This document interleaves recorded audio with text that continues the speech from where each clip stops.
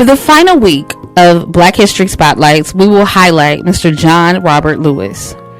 John Robert Lewis was born outside of Troy, Alabama on February 21st, 1940. Lewis had a happy childhood, though he needed to work hard to assist his sharecropper parents, but he chafed under the unfairness of segregation. He was particularly disappointed when the Supreme Court ruling in the 1954 Brown v. Board of Education didn't really affect his school life. However, hearing Dr. King's sermons on the news in the 1955 to 1956 Montgomery bus boycott, it inspired Lewis to act for the changes that he wanted to see. In 1957, Lewis left Alabama to attend the American Baptist Theological Seminary in Nashville, Tennessee.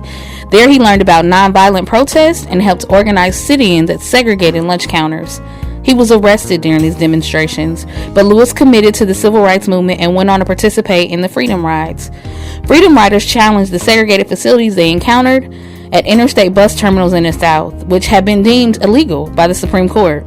It was dangerous work that resulted in arrests and beatings for many involved, including Lewis. Lewis became chairman of the Student Nonviolent Coordinating Committee that same year. As one of the Big Six leaders of the Civil Rights Movement, he helped plan the March on Washington. Lewis was the youngest speaker of the event. After the March on Washington in 1964, the Civil Rights Act became law. However, this step made it easy for African Americans to vote in the South.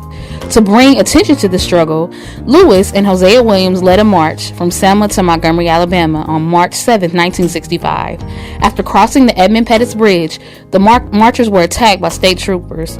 Lewis was severely beaten once more. This time, his skull was fractured. But this time, the violent attacks were recorded and saw throughout the country, and the images proved too powerful to ignore. Bloody Sunday, as the day was labeled, sped up the passage of the 1965 Voting Rights Act. After Lewis left SNCC in 1966, Lewis continued to work to enfranchise minorities. He became director of the Voter Education Project and went on to register millions of minority voters. Lewis ran for office in 1981, winning a seat on the Atlanta City Council. In 1986, he was elected to the House of Representatives, representing Georgia's 5th District. He was one of the most respected members of Congress.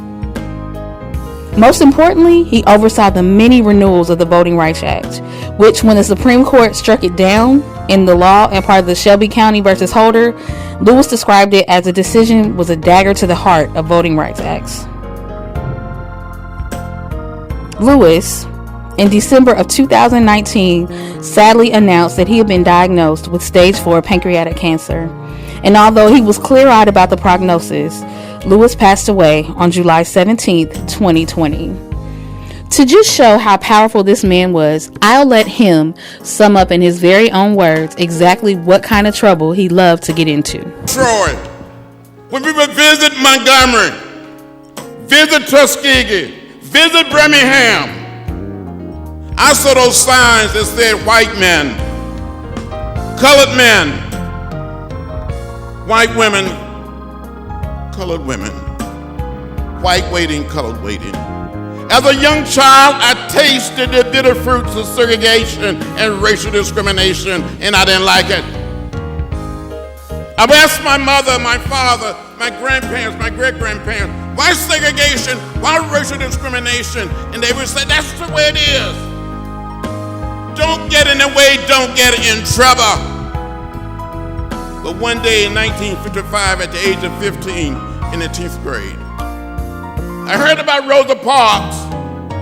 I heard Dr. King speaking on old radio.